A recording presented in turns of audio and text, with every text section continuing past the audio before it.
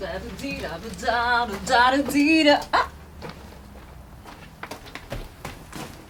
bah vous ici. Curly-cucu.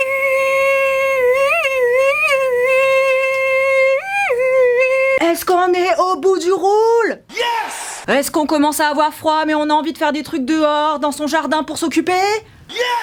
Et bah ça tombe bien, puisque cette vidéo sera consacrée à toutes les activités que l'on peut faire dans un jardin ou sur un balcon ou dans une mini terrasse, histoire de vivre sa meilleure vie avec les plantes. Je sens que j'ai bu trop de café.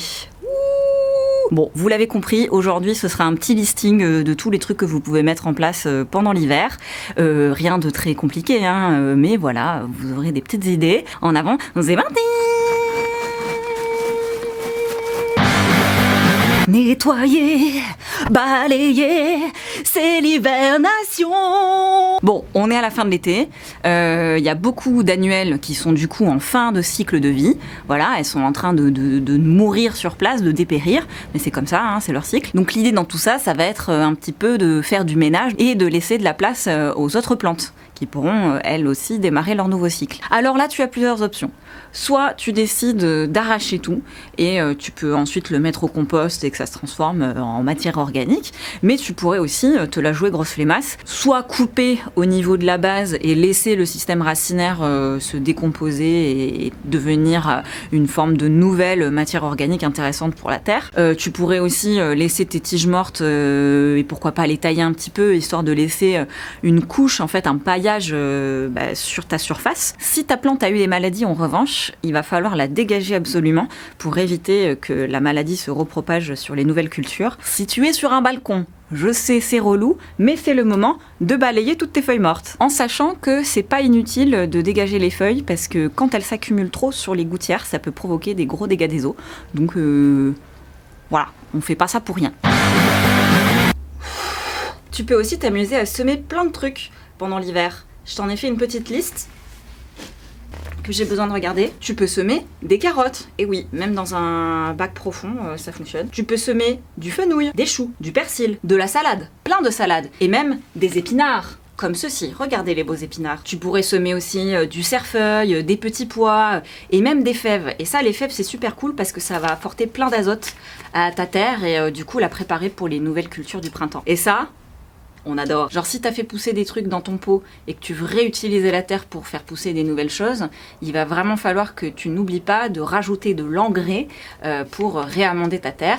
Et l'engrais, tu peux vraiment le fabriquer de manière naturelle. Et je t'invite d'ailleurs à aller regarder ma vidéo sur le sujet que je vais mettre, tu vois, quelque part sur cette image. Volidodal! Tu peux semer des trucs, mais aussi planter des trucs. Et là, je pense à la famille des Aliacées, par exemple, comme l'ail, l'oignon, les échalotes. En termes de trucs comestibles, on pourrait penser aussi aux fraisiers, aux choux. Regardez comme il est mignon, ce petit chou kale. Il est violet. Mais nous pourrions aussi planter de la rhubarbe. C'est vraiment le moment idéal. Bon, on pourra pas la bouffer tout de suite, il faudra attendre le printemps, mais quand même. Fin novembre, il y a aussi un dicton qui dit « À la Sainte-Catherine, tout prend racine ». Et ça, ça concerne les arbres. Du coup, l'hiver, c'est vraiment un bon moment pour planter les arbres. C'est en hiver que le système racinaire se développe le mieux. Si t'es plutôt team fleurs, il y a aussi des trucs à faire pousser. Je pense à la bruyère, au cyclamen, des pensées, des primes verts. Joie pour les yeux, quoi. Bon, qu'est-ce qu'on a envie de faire, nous, en hiver quand il fait froid? On a envie de se protéger sous un petit plaid bien au chaud, non? Les plantes, c'est pareil. On va leur préparer une petite couverture du sol pour les protéger bien au chaud. On appelle ça donc le paillage. Alors là, vous avez plein d'options. Moi, par exemple, ici, j'utilise ce qu'il y a déjà au sol, c'est-à-dire du BRF. C'est du broyat de bois et ça fait très bien l'affaire. Ça va se décomposer au fur et à mesure. Mais vous pourriez aussi décider d'aller racketter les parcs et récupérer des feuilles mortes. Ça va recréer comme un sol de forêt, en fait. La paille, ça marche très bien aussi. Et puis sinon, le carton, à la limite, ça pourrait fonctionner aussi. Donc en hiver, ça protège du froid, mais en été, c'est très bien aussi puisque ça va permettre de garder l'humidité. Bon, attention, il y a certaines plantes qui détestent vraiment le froid, donc renseignez-vous un petit peu sur ces exigences en température. Donc il y en a certaines que vous serez obligé de rentrer à l'intérieur, ou alors va falloir préparer un petit voile d'hivernage que vous pouvez trouver dans n'importe quel rayon de jardinerie, histoire de bien les protéger du gel. Et sinon, n'hésitez surtout pas à regrouper vos plantes comme ça et les mettre dans la partie la plus éclairée de votre espace et évidemment la moins exposée au vent. Et comme ça, on dit que ça va le faire.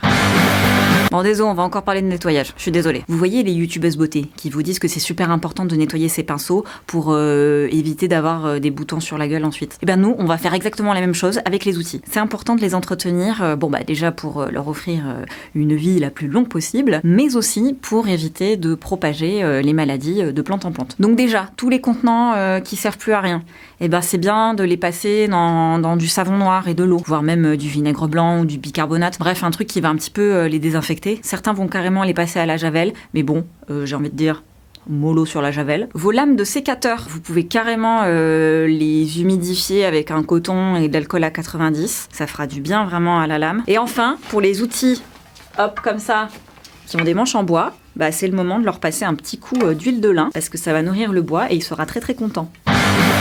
Quand il fait froid, on peut aussi penser à ce formidable concept qu'on appelle l'entraide. Bon ça fonctionne à toutes les échelles. Mais nous aujourd'hui on va parler des animaux. Est-ce que j'ai besoin de vous présenter le célèbre hôtel à insectes qui aide, comme son nom l'indique, les insectes à se loger, se reposer, se reproduire. Donc lui on vient de me le donner, il vient d'un magasin, mais j'aimerais bien vous faire un petit tuto dans pas longtemps pour vous montrer comment on en fabrique.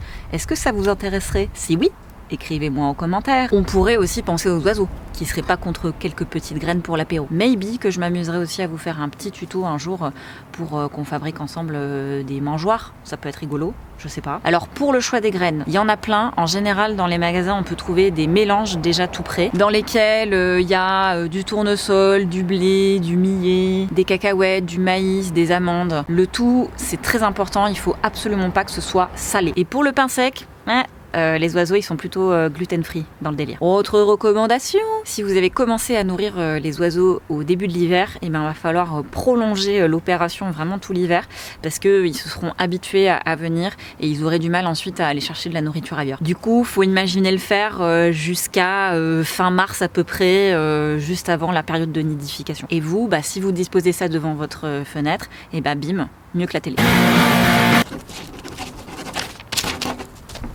S'il y a bien un truc que je kiffe faire dans la vie, c'est des to-do list. Alors en vrai, l'hiver, c'est quand même la période idéale pour planifier sa saison suivante. En langage maraîcher, on appelle ça la planification, si vous voulez vous la péter un petit peu. En vrai, c'est pas si sexy que ça. En gros, c'est des tableaux Excel sur lesquels tu vas noter toutes les variétés que tu veux faire pousser et du coup, à quelle période, quelle semaine il faudra les semer, puis les tailler, les récolter, gna gna gna. Vous allez sûrement pas vous faire chier à faire ça, mais quand même de commencer à réfléchir aux variétés qui vous feraient kiffer, aux bonnes associations, les emplacements des plantes les unes à côté des autres. En vrai, c'est un temps que vous allez gagner au moment du printemps. Vous pourrez d'ores et déjà commander vos petites graines, faire des jolis dessins de votre balcon méga stylax. La visualisation, le pouvoir de l'intention, l'invention des nouveaux récits, c'est ça qui va faire changer le monde, ou en tout cas la gueule de votre balcon. Et voilà, on arrive au terme de cette vidéo. J'espère qu'elle vous a plu. Si oui, t'es MTC, tu likes, tu t'abonnes, tu le dis à ta mamie, t'achètes mon livre parce que c'est important les livres et que c'est bientôt Noël. Et puis, on se retrouve très vite. Plantez tout, plantez-vous. Love sur vous. Et ça y est, la caféine est retombée ou pas trop encore.